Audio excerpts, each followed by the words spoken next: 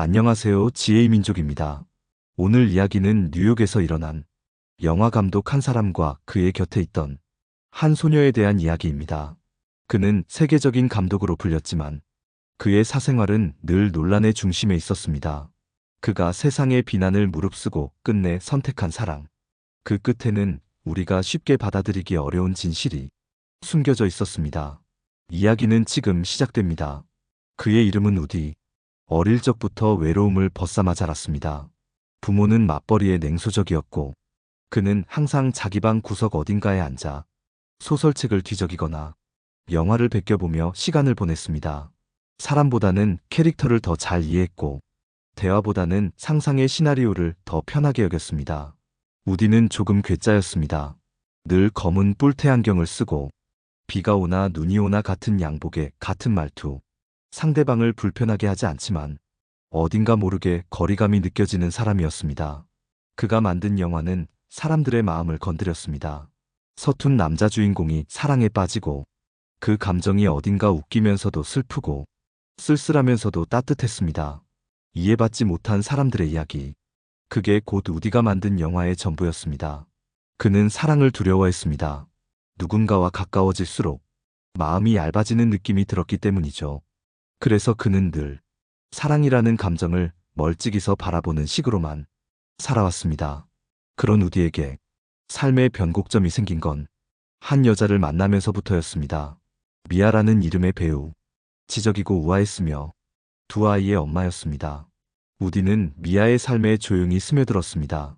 결혼은 하지 않았지만 그는 미아와 함께 집을 나누고 함께 식사를 하고 함께 아이들을 키웠습니다. 그가 선택한 가족은 생물학적이진 않았지만 어느 날 갑자기 찾아온 새로운 삶이었습니다. 그중 한 명의 아이, 순이라는 이름의 여학생이 있었습니다. 그녀는 한국에서 입양된 아이였습니다. 처음엔 낯가림이 심하고 고집도 세고 정이 쉽게 가지 않는 아이였습니다. 우디는 그녀에게 딱히 큰 관심을 두지 않았습니다. 단지 미아의 아이니까 같이 밥을 먹고 같이 여행을 가고 그 정도였습니다. 순이는 조용했고 늘 어딘가 경계심을 갖고 있었습니다. 하지만 몇 년이 흐르고 순이는 점점 변해갔습니다. 눈에 띄게 자랐고 영어도 능숙해졌고 생기 있어졌습니다. 그녀는 음악을 좋아했고 사진 찍는 걸 즐겼으며 혼자 산책하는 것을 사랑했습니다.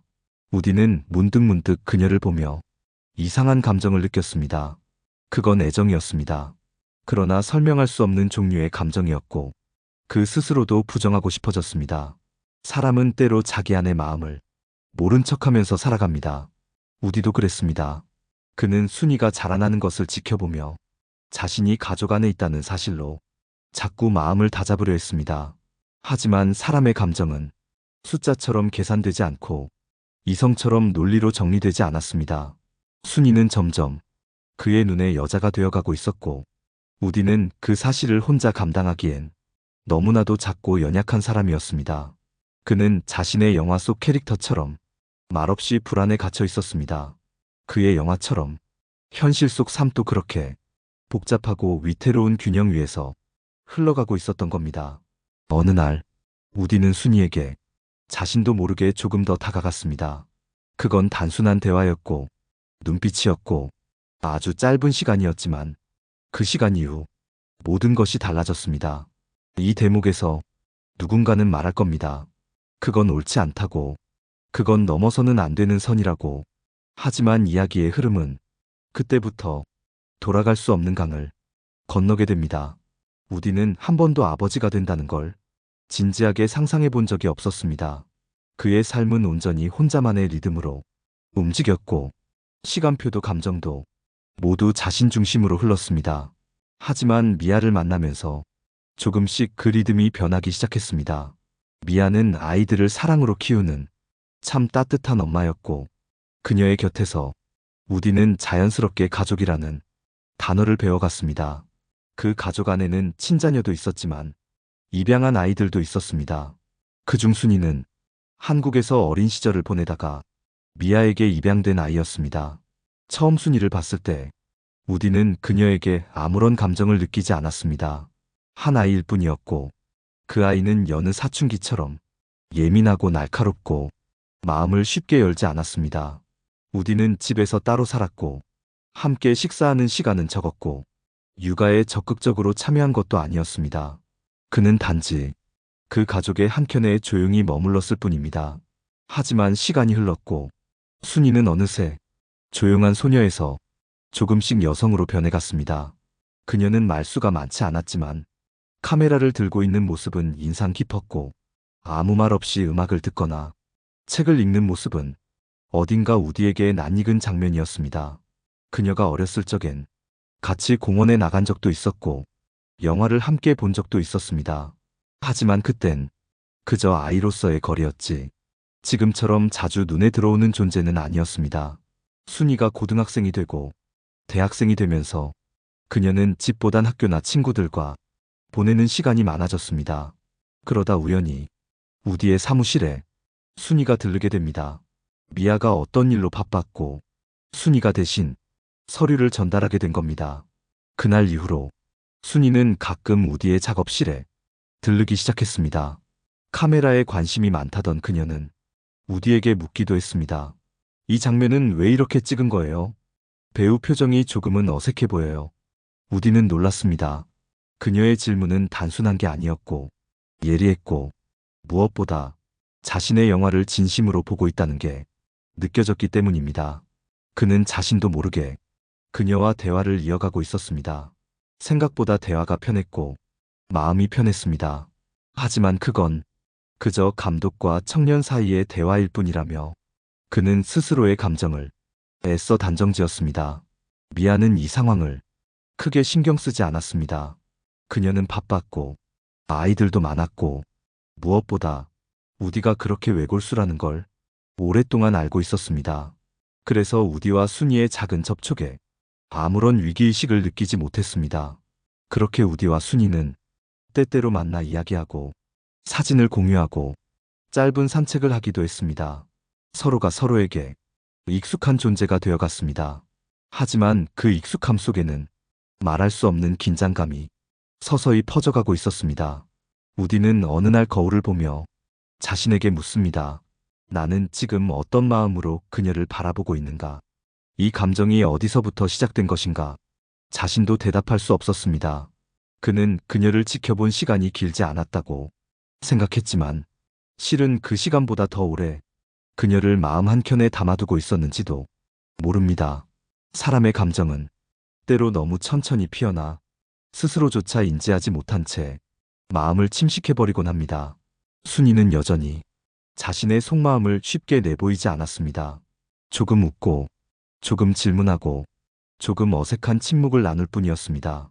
하지만 그 조용한 시간 속에 무언가가 생겨나고 있었고 그 무언가는 이제 돌이킬 수 없을 만큼 자라나고 있었습니다. 가끔은 이런 생각도 들었습니다. 혹시 순이도 나와 같은 마음을 갖고 있는 건 아닐까? 하지만 우디는 그런 생각조차 죄처럼 느껴졌습니다. 그는 이미 자신이 넘어서는 안 되는 선 앞에 서 있다는 걸 알고 있었습니다. 그러나 그 선은 점점 흐려지고 있었습니다. 어느 겨울 저녁이었습니다. 우디는 작업실에서 편집 중이었고 순이는 스케줄을 마치고 근처에 볼 일이 있다며 우디의 작업실에 들렀습니다. 눈이 내리던 날이었습니다. 뉴욕의 겨울은 생각보다 매섭고 도시는 조용했으며 사람들의 발자국 소리도 눈 위에 부드럽게 묻혀버리는 그런 밤이었습니다. 순이는 따뜻한 커피 2잔을 들고 작업실에 들어왔고 우디는 고맙다고 말하며 그녀를 소파 쪽으로 안내했습니다. 그날은 이상하게 대화가 길어졌습니다. 영화 얘기를 하다가 사진 얘기로 넘어가고 사진에서 음악, 음악에서 삶의 이야기로 이어졌습니다. 순이는 고요한 목소리로 말했습니다. 어릴 때는 사람들이 날 이상하게 보는 게 싫었어요. 엄마는 날 사랑한다고 했지만 항상 거리를 두는 느낌이었고 가족들 안에서도 내 자리가 명확하지 않았어요. 우디는 묵묵히 그녀를 바라보았습니다. 그는 알고 있었지만 직접 들은 건 처음이었습니다. 그녀의 어깨에 얹힌 그 말 못할 외로움이 자신과 어쩌면 닮아있다는 생각이 순간 스쳤습니다. 순이는 조용히 컵을 내려놓고 그를 바라보며 말했습니다. 근데 감독님은 좀 달라요. 말을 많이 하지 않지만 있는 그대로 봐주는 느낌이에요. 그래서 편해요. 우디는 웃지도 말을 잇지도 못했습니다. 그의 마음속에서 무언가 무너지는 소리가 났습니다. 그날 이후 둘은 더 자주 만나게 되었습니다. 겉보기엔 여전히 평범한 관계처럼 보였지만 실상은 다르게 흘러가고 있었습니다. 둘만의 시간이 조금씩 늘어났고 대화는 점점 깊어졌습니다. 어느 날 우디는 용기를 내어 그녀에게 말했습니다. 나는 네가 그냥 좋다. 가족이라서가 아니라 그냥 너라는 사람 자체가 좋다. 순이는 잠시 아무 말 없이 앉아 있다가 입을 열었습니다. 나도 이상하다고 생각했어요. 내가 왜 이렇게 편한지, 왜 이렇게 자꾸 생각나는지. 근데 저도 감독님이 좋았어요. 근데 이건 말하면 안 되는 줄 알았어요. 그 말 한마디로 두 사람 사이의 선은 무너졌습니다. 그날 이후 둘은 조심스럽게 하지만 분명하게 서로를 향했습니다. 우디는 미아에게 말하지 못했습니다. 미아는 그가 존중했던 사람이고 아이들을 함께 키운 인생의 동반자였습니다. 하지만 그 모든 관계 위에 자신의 감정이 조용히 무너지고 있었습니다. 어느 날 미아는 순이의 방에서 작업실에서 본 적 있는 사진 한 장을 발견했습니다. 그 사진 속에는 순이와 우디가 함께 웃고 있는 모습이 담겨 있었고 그 표정은 가족의 웃음이 아니었습니다. 미아는 아무 말 없이 그 사진을 가만히 내려놓고 방을 나섰습니다. 며칠 후 우디는 미아의 분노를 그대로 맞이해야 했습니다.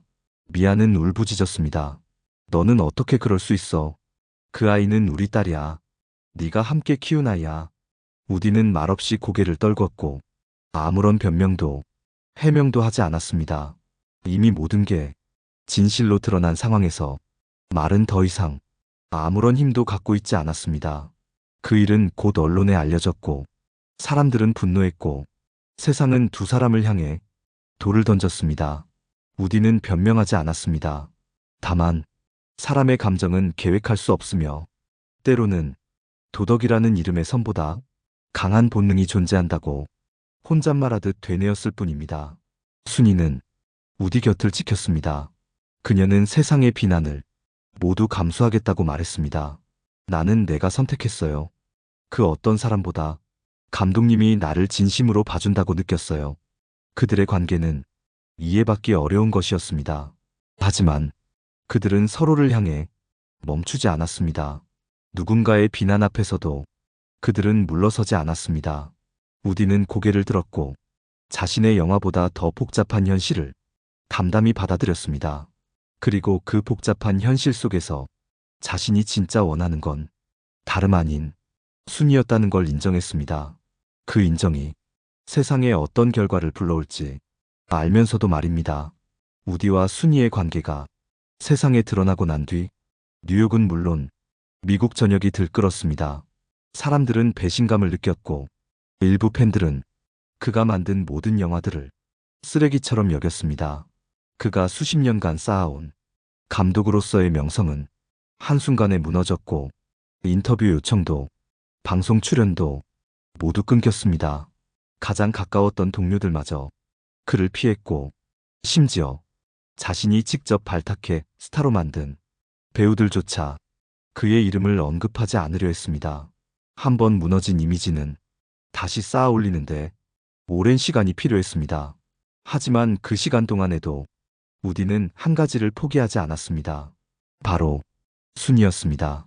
둘은 동거를 시작했고 서로의 일상을 공유하며 평범한 연인처럼 하루하루를 보냈습니다. 그들에게 세상의 시선은 중요하지 않았습니다. 오히려 세상의 모든 소리가 멀어지는 만큼 두 사람은 서로의 존재를 더 깊이 느낄 수 있었고 그로 인해 관계는 더 단단해졌습니다. 어느 날 우디는 순이에게 조용히 말했습니다. 나랑 진짜 가족이 되어줄래? 순이는 웃지도 울지도 않았고 한참을 침묵하다가 고개를 끄덕였습니다. 그 둘은 결혼식을 조용히 치렀습니다. 화려한 예식도 하객도 없이 서로만 바라보며 작은 서약을 나누었습니다. 순이는 그때를 이렇게 회상합니다. 나는 한 번도 가족이라는 걸 제대로 느껴본 적이 없었어요.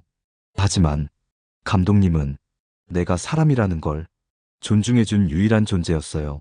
사람들이 뭐라 해도 나는 그 사람을 선택했어요. 하지만 세상의 목소리는 그렇게 쉽게 가라앉지 않았습니다. 언론은 여전히 그들의 관계를 비난했고, 특히 순이에게 비난의 화살이 쏟아졌습니다. 누군가는 그녀를 야망 있는 여자라 했고, 누군가는 감독의 약점을 이용한 계산된 연인이라 했습니다. 하지만 정작 그 누구도 그녀의 삶을 직접 들여다보려 하진 않았습니다. 순이는 조용히 우디 곁에서 시간을 보냈고, 조금씩 자신의 삶을 다시 시작해갔습니다. 그녀는 공부를 계속했고, 사진을 찍으며 전시도 열기 시작했습니다. 그 전시의 첫 번째 테마는 바로 고요한 거리였습니다. 그 사진엔 흔한 도시 풍경들이 담겨 있었지만, 사람들이 보지 않는 그림자와 흔들림, 비 내리는 창문 같은 조용한 단면들이 줄을 이뤘습니다. 그녀의 사진을 본 사람들은 그 속에서 묘한 정적과 단단한 울림을 느꼈다고 했습니다. 어쩌면 그건 그녀가 살아온 고요하고 고독했던 시간을 고스란히 담은 것이었을지도 모릅니다. 우디는 그녀의 전시에 가장 먼저 도착했고, 사진 한 장 앞에서 오래도록 멈춰 서 있었습니다. 그 사진 속 제목은 선의 끝에서였습니다. 작은 길 위에 의자 하나, 빛 한 줄기만이 사진을 가르고 있었고, 그 끝엔 희미한 사람 그림자가 걸어가고 있었습니다. 우디는 그 그림자가 자신일지도 모른다고 생각했습니다. 비난과 외면, 고독과 수치 속에서도 자신은 결국 사랑이라는 감정을 따라 여기까지 왔다는 것을, 그는 누구보다 자신의 선택이 세상과 어긋난다는 걸 알고 있었습니다. 하지만 그럼에도 불구하고 순이를 포기하지 않았습니다. 그는 말했습니다. 나는 많은 잘못을 했고 많은 상처를 남겼지만, 내가 그녀를 사랑했다는 감정만큼은 단 한 번도 거짓이 아니었다. 세상은 그들을 용서하지 않았지만 서로는 서로를 놓지 않았습니다. 그건 우리가 생각하는 사랑의 모습과는 다를지 모르지만 분명히 사랑이었습니다. 시간이 흐르며 세상의 관심은 조금씩 다른 방향으로 옮겨갔습니다. 우디와 순이는 한때 그렇게나 떠들썩했던 비난의 중심에서 조금은 벗어나 있었습니다. 하지만 여전히 누군가의 기억 속에서는 그 이름들이 상처로 남아 있었습니다. 미아 또한 그랬습니다.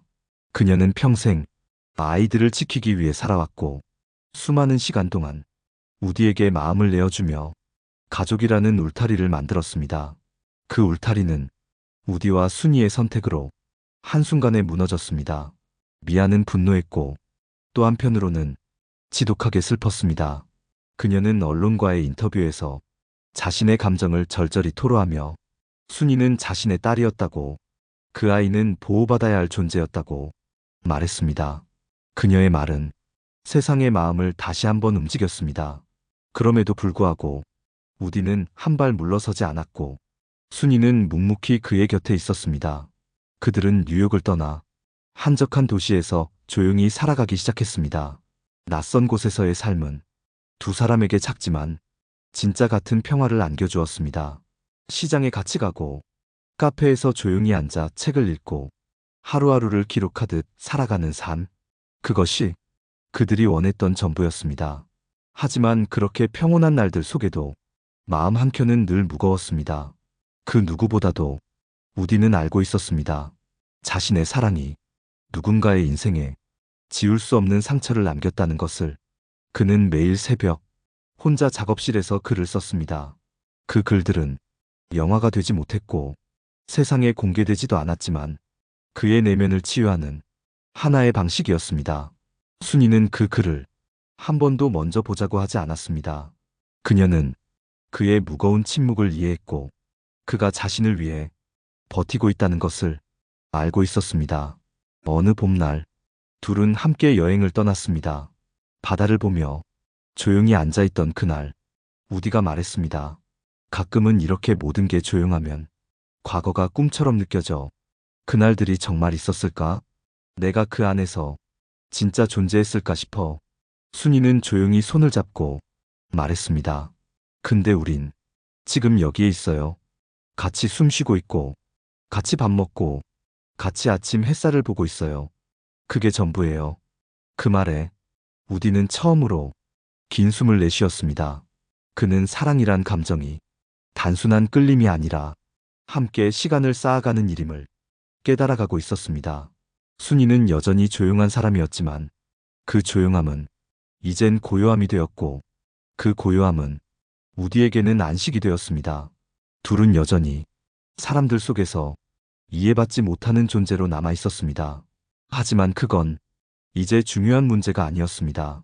우디는 한 사람의 마음을 얻었고 한 사람의 인생을 받아들였으며 그 마음을 끝까지 놓지 않았습니다. 그 어떤 파도도 그 어떤 말도 이제는 그들 사이를 흔들 수 없었습니다. 사람들은 그들을 잊고 시간은 흘렀고 영화도 기억도 조금씩 흐릿해져 갔지만 둘만의 시간은 여전히 진하게 그들 곁에 남아 있었습니다.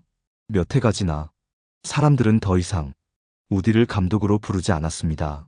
그는 새로운 영화를 만들지 않았고 예전의 작품들도 잊혀지는 듯 했습니다. 하지만 그는 조용히 글을 썼습니다. 자신의 내면을 돌아보고 그간의 선택과 그로 인해 무너진 관계들, 그리고 지켜낸 사랑에 대해 그 글들은 누구에게도 보여주지 않았지만 어쩌면 순이만은 알고 있었을지도 모릅니다. 그들의 삶은 정말 조용했습니다. 다정한 인사 없이 눈빛만으로 말하고 화려한 외출 없이 하루하루를 함께 채워갔습니다. 아침이면 우디가 먼저 일어나 창문을 열고 커튼을 걷었습니다. 순이는 침대에 앉아 그의 등 너머로 쏟아지는 햇빛을 가만히 바라보곤 했습니다. 그 어떤 영화보다도 진짜 같았던 장면들, 세상의 시선에서 멀어진 곳에서 그들은 오히려 가장 솔직하게 자신의 모습을 드러낼 수 있었습니다. 하지만 모든 평화가 그렇듯 영원하진 않았습니다. 어느 날 우디의 손이 작업 중에 심하게 떨리기 시작했습니다. 처음에는 대수롭지 않게 넘겼지만 증상은 반복되었고 의사는 조심스럽게 신경계 질환을 의심했습니다. 순이는 담담한 얼굴로 그와 병원에 다녔고 검사 결과를 기다리며 묵묵히 손을 잡아주었습니다.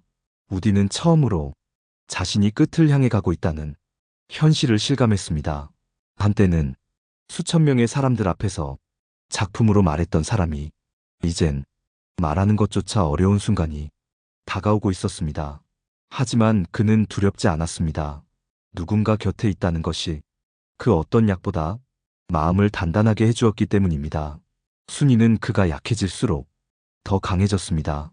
그녀는 그를 부축했고 매 끼니를 챙겼고 밤이면 잠들 때까지 손을 잡아주었습니다. 그렇게 시간이 흘러 우디는 어느 날 자신의 옛 작업실에 마지막으로 앉았습니다. 창문 너머엔 봄이 왔고 햇살이 참 따뜻했습니다. 순이가 커피를 내오자 그는 조용히 웃으며 그녀의 손을 잡았습니다. 나는 이 삶에서 단 하나를 얻었어. 그게 너였다는 게 참 다행이야. 순이는 눈물을 참지 못했고 그 손을 오래도록 붙잡고 있었습니다. 그의 눈은 감겼지만 표정은 편안했습니다. 그는 삶의 끝에서 누군가에게 끝까지 사랑받았고 또 누군가를 끝까지 사랑했습니다. 그가 떠난 후 순이는 한동안 집을 떠나지 않았습니다. 매일 책장을 정리하고 그가 남긴 글들을 하나하나 꺼내어 읽었습니다.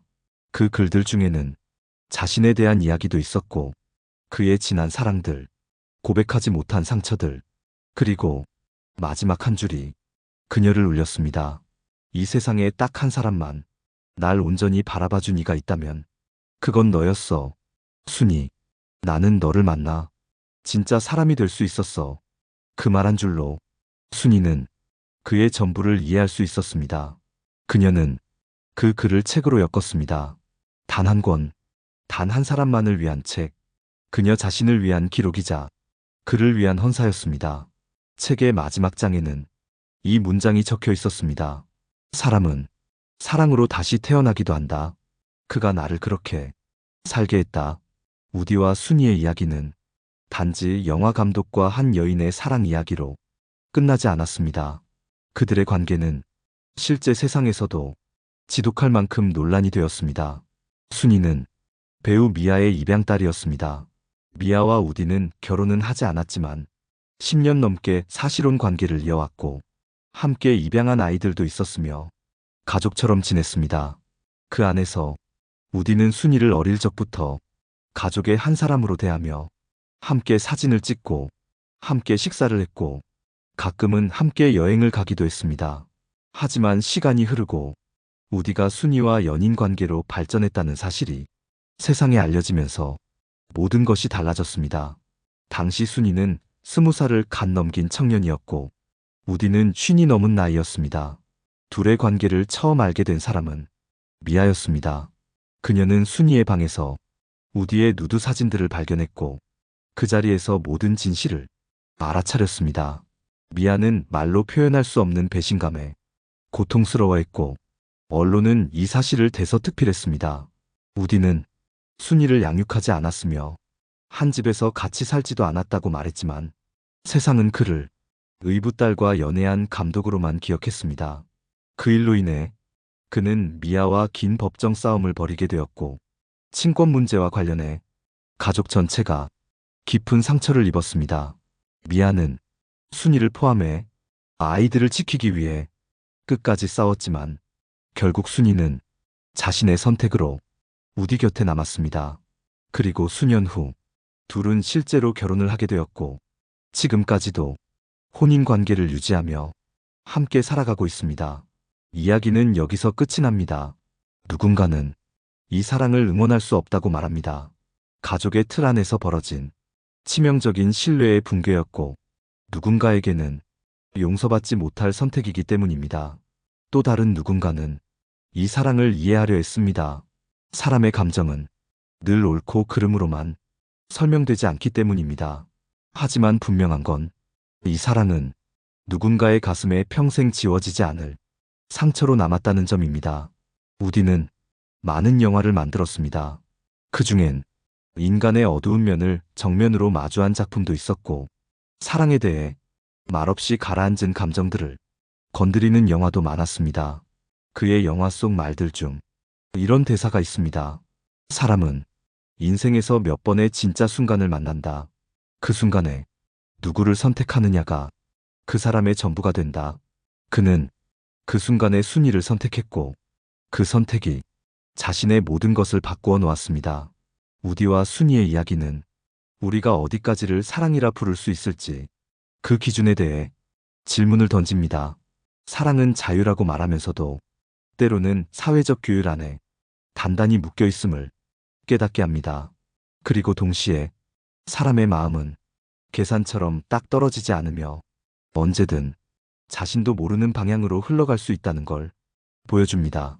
그 모든 걸 알고 있음에도 두 사람은 서로를 향했고 그 선택을 끝까지 책임졌습니다. 우리는 그 이야기를 마냥 아름답다고 말할 수도 온전히 혐오할 수도 없습니다. 다만 그 안에서 사람이 사람에게 다가가는 순간에 무게와 흔들림을 조용히 바라볼 수 있습니다. 오늘 이 이야기를 들은 당신은 어떤 생각이 드셨나요? 마음 한켠이 복잡해졌다면 그것이 바로 사람 사이의 이야기라는 증거일 겁니다. 이 방송이 당신에게 작은 질문이 되었기를 바랍니다. 마지막으로 오늘의 이야기가 조금이라도 위로가 되었거나 생각할 거리를 남겼다면 댓글로 당신의 느낌을 조용히 들려주세요. 당신의 목소리가 이야기의 마지막을 완성해줍니다. 지금까지 지혜의 민족이었습니다.